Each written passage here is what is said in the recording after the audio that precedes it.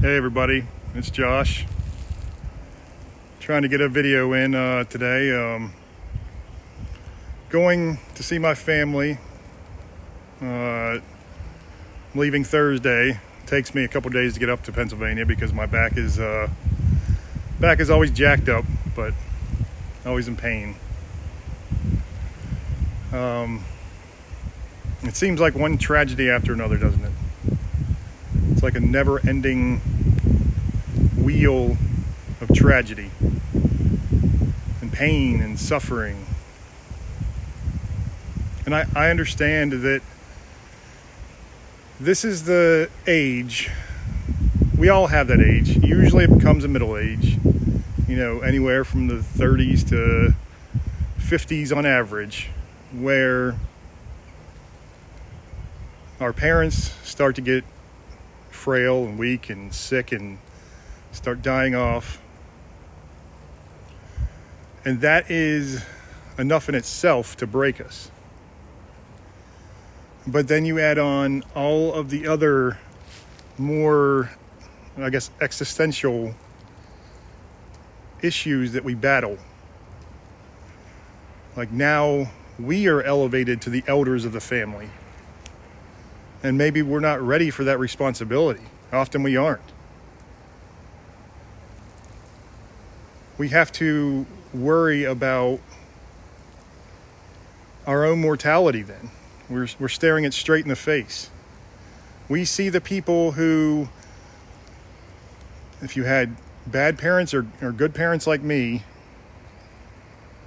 we see the people that raised us getting sick and suffering without a thing we can do about it.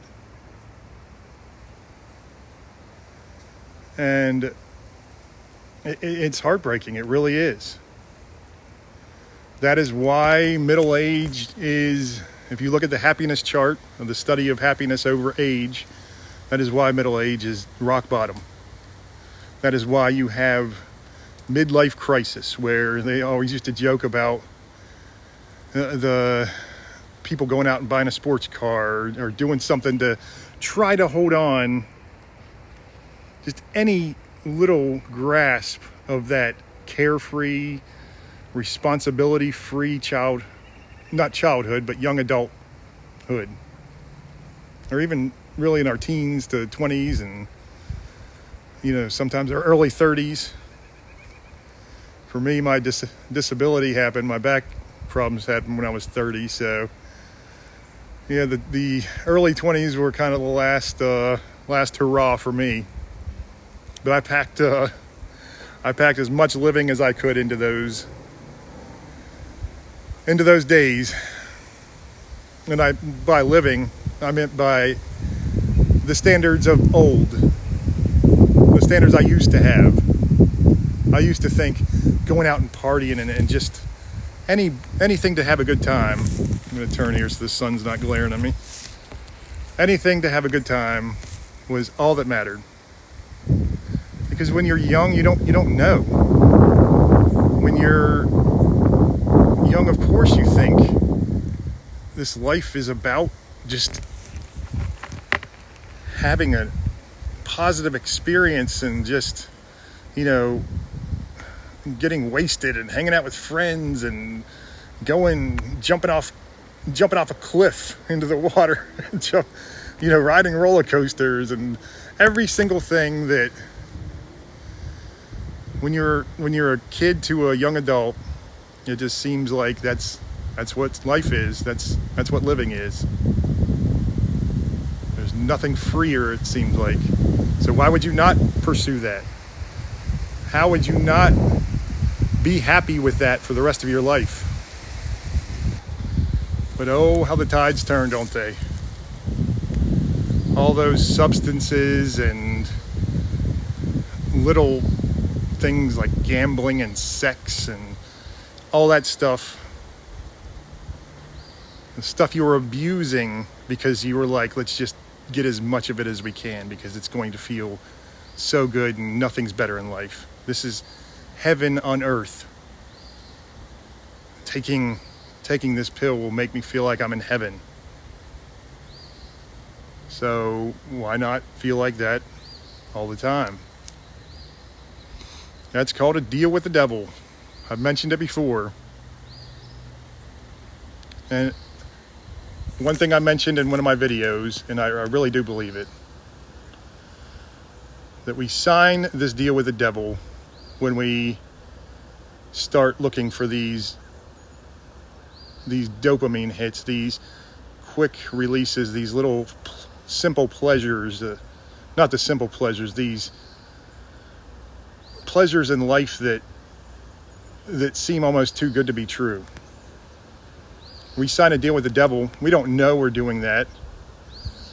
We're maybe told by adults, so don't you do that. You're going to be, you keep drinking like that, you're going to be an alcoholic, and it's going to be bad. We don't care. I listened to adults, but if it was something that I didn't want to hear, I just was in one ear, out the other. The devil writes up that contract, and he tells you all this pain will be gone if you just keep on allowing me access. You keep on taking these drugs or this drink or whatever your outlet is, your unhealthiest outlets. Keep on doing that, and I will keep on giving you that euphoric rush, that piece of heaven. I'll keep on giving it to you. But the devil is in the details. He says he will take away that pain, and he does. You don't know. You have to keep on taking more and more of it. That's right in the fine print, those details. And as I said before, he promises to take away the pain. He doesn't say a damn thing about suffering. Pain is something that you're never going to overcome. I live with pain almost every second of every day. And yes, I have to manage it in different ways. I have to find different ways to manage it, for sure. It's physical pain. But I tell you what, early on in my pain management, I had that sort of young adult mindset. I was like, well, let's just get rid of this any way we can. Just flood it with more and more and more, pain meds or whatever. And then I saw people who were really close to me who, during the whole Oxycontin wave, or pandemic, I guess is what we should call it, where they had little, I don't remember what the name of, maybe Painkiller is the name of it, the movie or documentary movie on, I think it's on Netflix. They showed the little Oxycontin pain pill dancing at the whatever promotion thing they were having. They had the little Oxycontin just dancing around. It's like Mickey Mouse at Disney World. So wonderful. This is your best friend now. Just like Mickey Mouse was when you were a little kid, or whoever. Spider-Man or whoever. Now it's this pill. That's your best friend. The devil is just up there just laughing his ass off. He's laughing so hard at us. But those people that I know who, during that pandemic of the Oxycontin and everything, people were close to me. I just kept throwing more and more and more at them. And I was seeing this firsthand when I knew I needed something to manage my pain. And that's when I told myself, I might need to take these things, at least some of the time, but I'm not going to let myself get to that point. If the pain gets that bad, I will figure something else out. I will find a way, any way, to overcome it. And there may be times, I was supposed to have had a back surgery. When you have a spinal fusion, you have to get the next disc up fused within, they say, 5 to 10 years usually. Well, I'm coming up on the 15-year mark now, and I don't know if it was God that is saving me. I know it's probably coming at some point, but I don't worry about it anymore. I asked my doctor, I was lucky to get one of the few good doctors. I asked him, I was like, at what point do I need this surgery? I mean, how much pain am I going to have to be in to know, hey, it's time to have this surgery? And he told me, he was like, it's basically mobility. If you can't walk, then get it. But don't be getting it because of the pain, unless it's like so intolerable. And pain is tolerable for me now, for the most part. I understand that I've been in the amount of pain where it's just screaming at you and there's nothing you can do about it. You have to do something. But for me, I will manage that pain in different ways. You have to have, I did a couple videos on addiction. You have to have a strategy. You have to be adaptable in your strategy. So you say, when this does not work, if this does not work, I move on to this. I move on, and if that doesn't work, then I move on to something else, but I don't give up.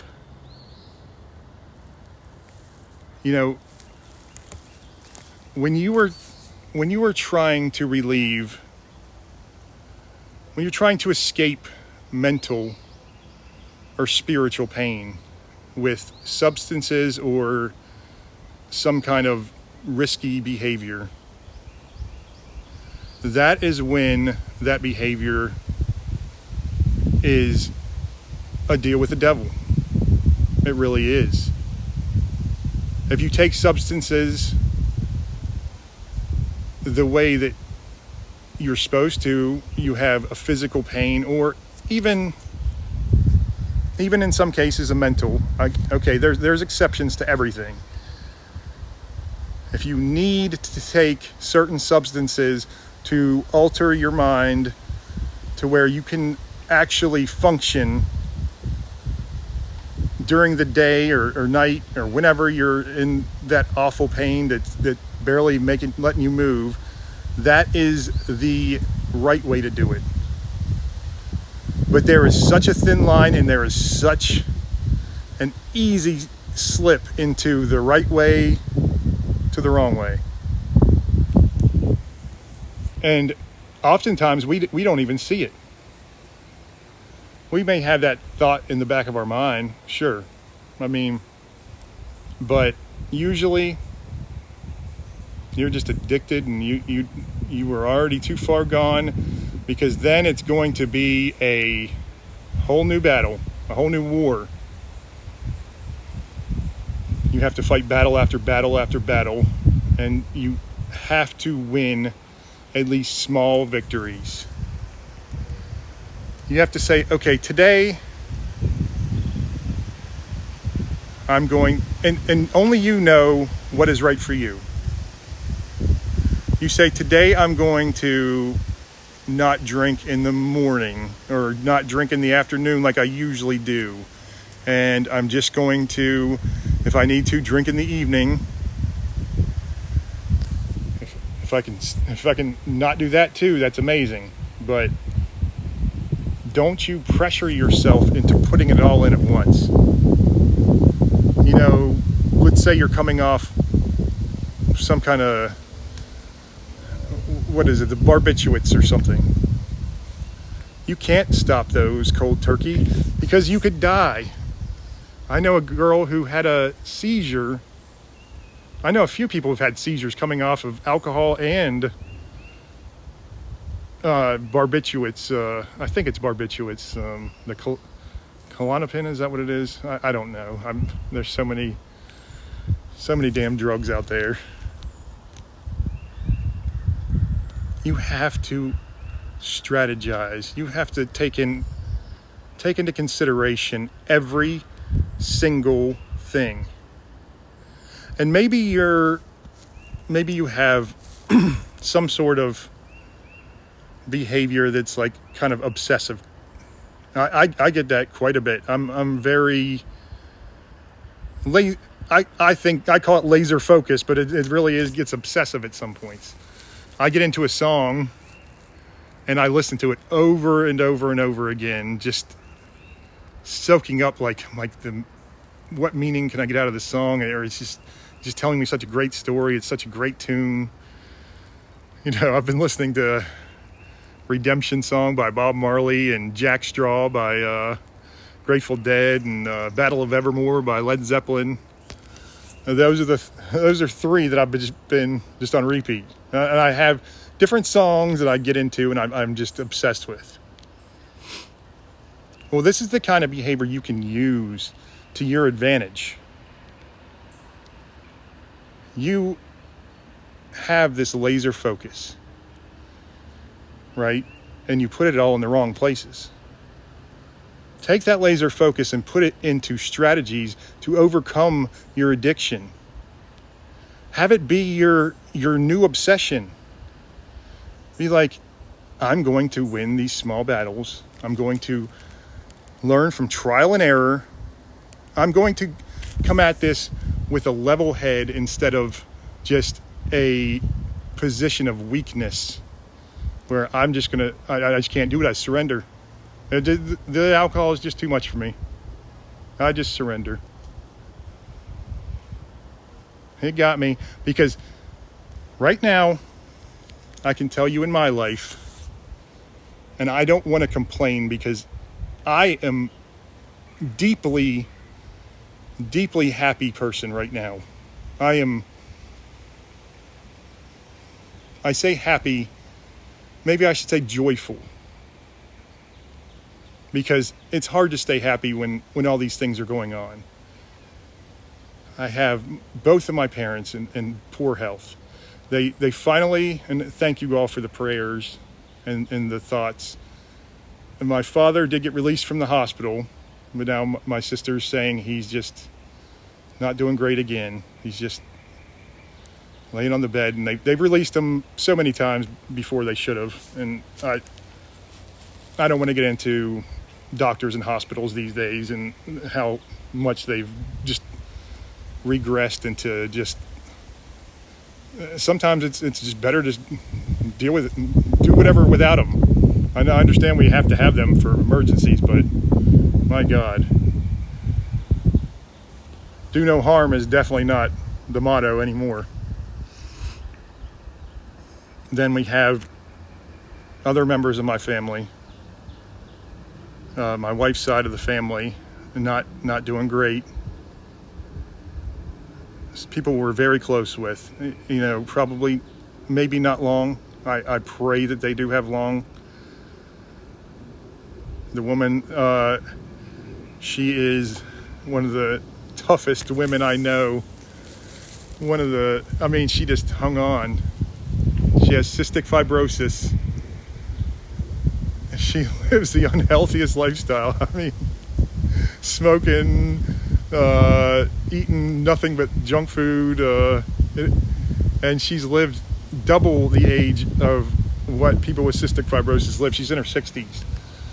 I've known people dying in their 30s, and that's the average age of death for cystic fibrosis, I believe.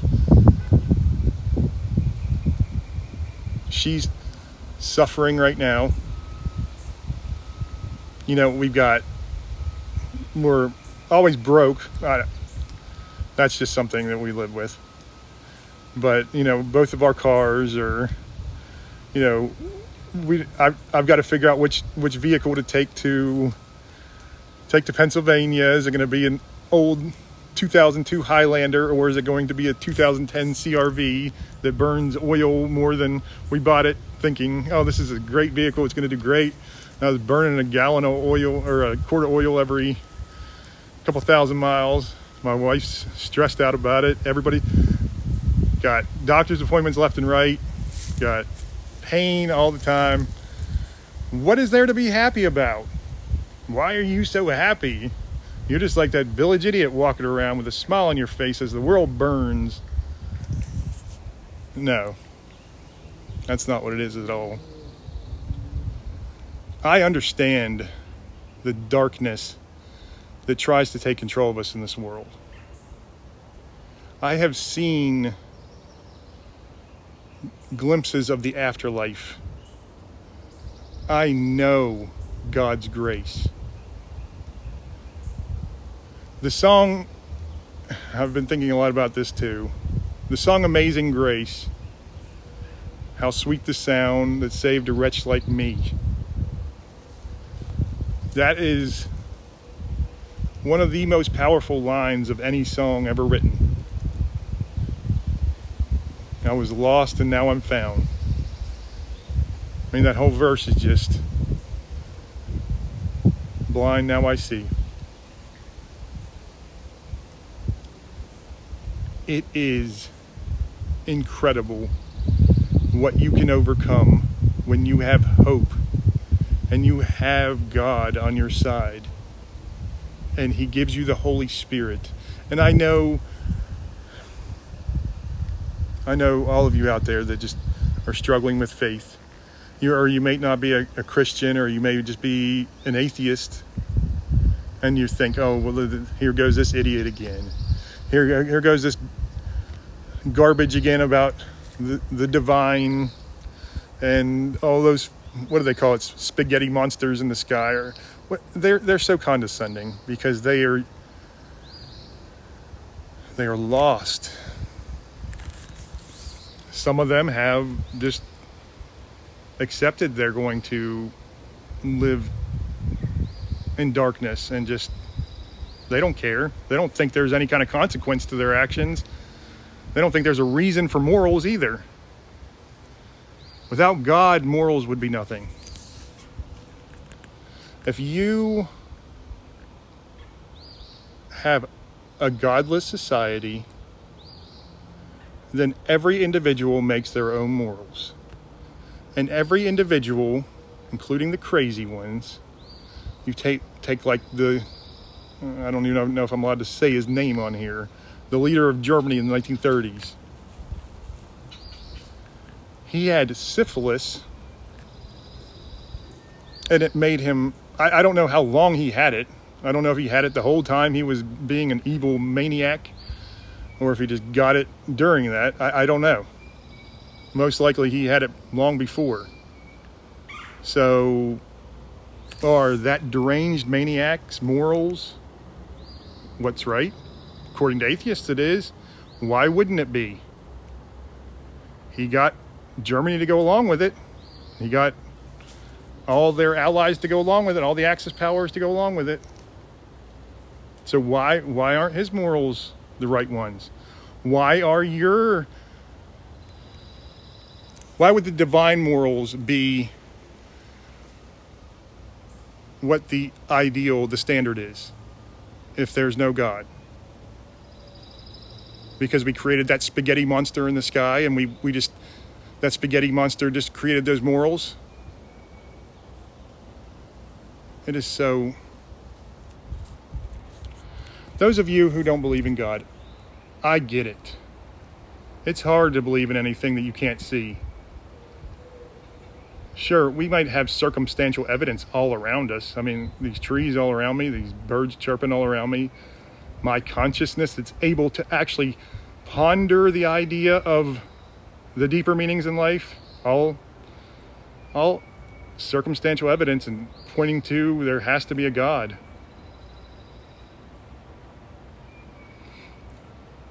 I know it with all of my heart. And like I said, I don't care if I'm wrong. I don't care if I'm somehow delusional.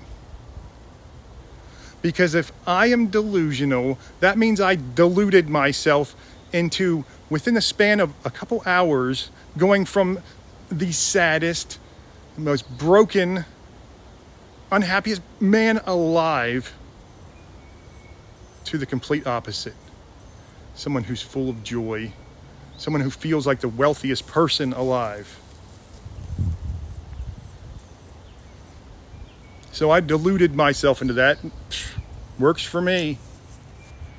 Works for me. And all those millions of people who deluded themselves into doing the same, going from broken to brilliant to... I'm telling you, the wisdom that I give to you all, and I hope it helps you. The wisdom I give to you all is not from me. I take no credit for it at all, because I did not have barely any wisdom in me before God saved me. I was worthless. I was meaningless.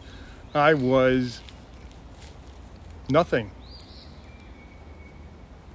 And then that amazing grace saved a wretch like me. Of all people, me. I mean, how? I'm not worthy. None of us may be worthy. I know a few that are. That is what is beautiful about Christ. How God made himself flesh, suffered tremendously. I mean, just tremendously. And accepted us for the flawed, really disturbed people that we are.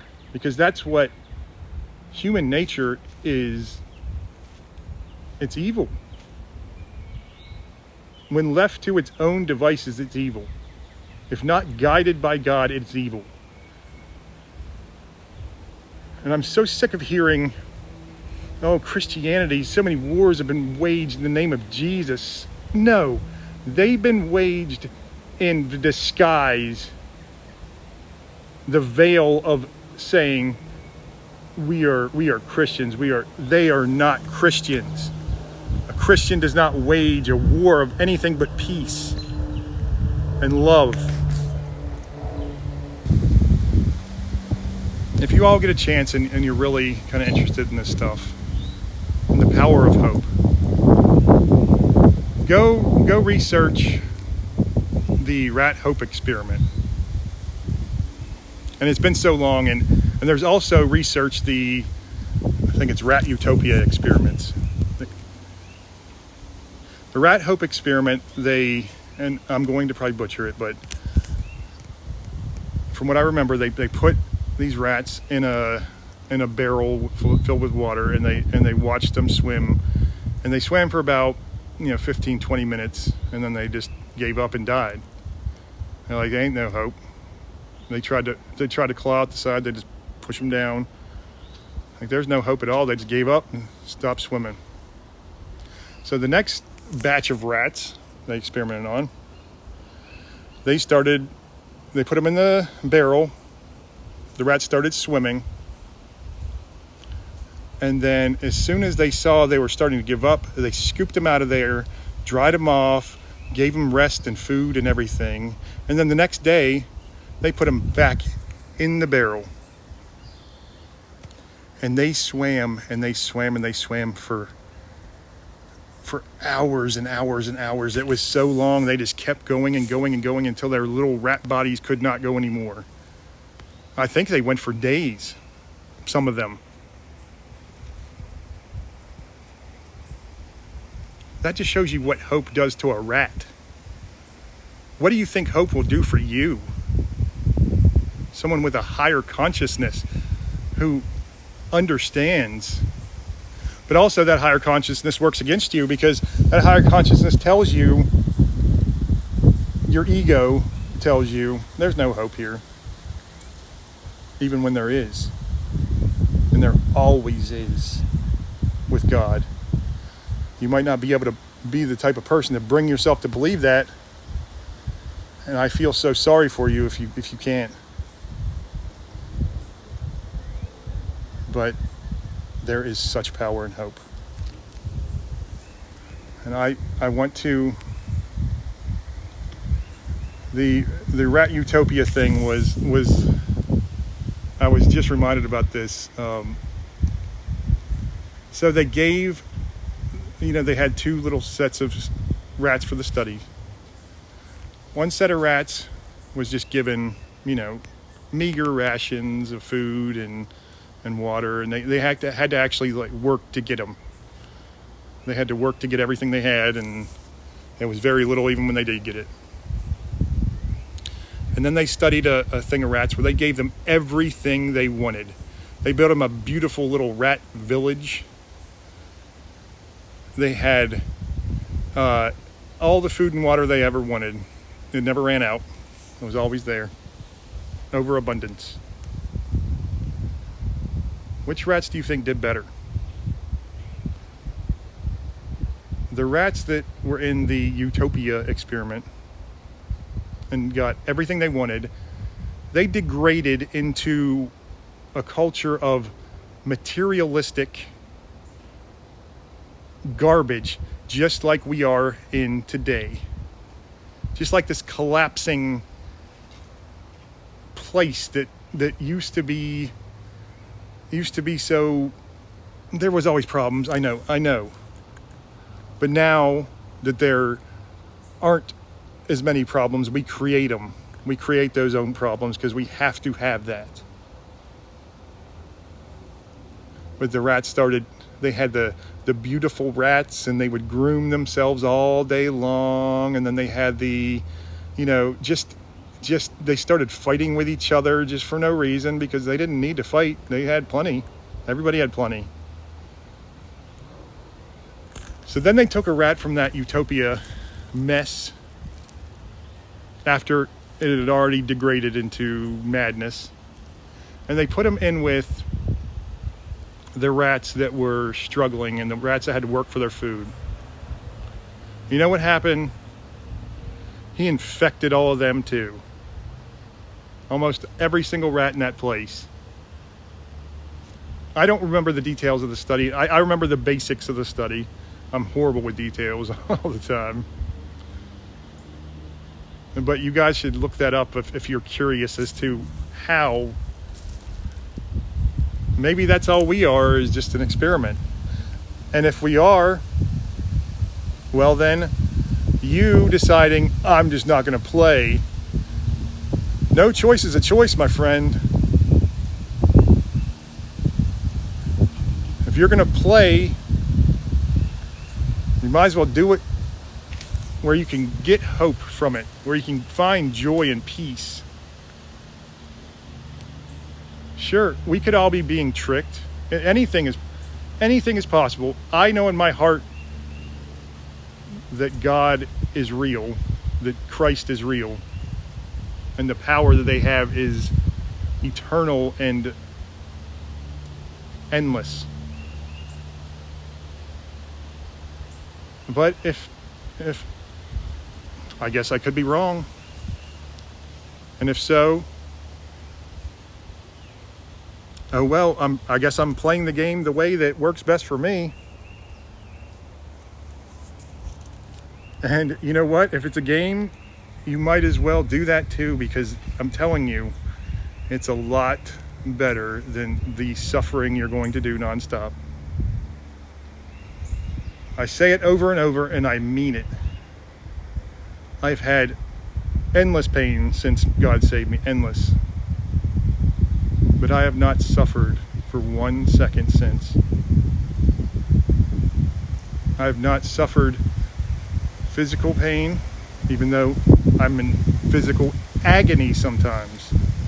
Starting to get there right now, just standing here for this long. I'm telling you, that mental pain, it hurts. It does. I mean, it's like I don't want to lose my parents. I don't want to see my parents suffer. I don't want to see my family all suffer. But I know the hope that God offers. And that takes away all of it. Because pain is inevitable. Pain is going to happen. You're going to have pain. But suffering is your choice. It is absolutely your choice. Sometimes it's not much of a choice. If we have some major tragedy, I get it. Even I'm going to suffer from some things. But I'm telling you, it's been over a year and a half now, and on paper it looks like I should be suffering, just feeling sorry for myself and just feeling awful. But I am not. I love my life. I love the fact that God gave me an outlet to be a conduit to all of you. I love it. And I love all of you. I'm going to be going away probably on Thursday, but I'm going to I have to stop and take walks on my trip because that's just the way I got to do it. So I'll probably be recording some videos during that time, and might not be able to respond to all your comments, but I'm always reading them, and I always love everything you all say to me. And I'll put the little heart thing on there so you know I saw it. But I mean, you all are beautiful. You all are wonderful, and I understand some of you are so lost. And I want to help you. I want to guide you to that light that saved me. That saved a wretch like me. God bless.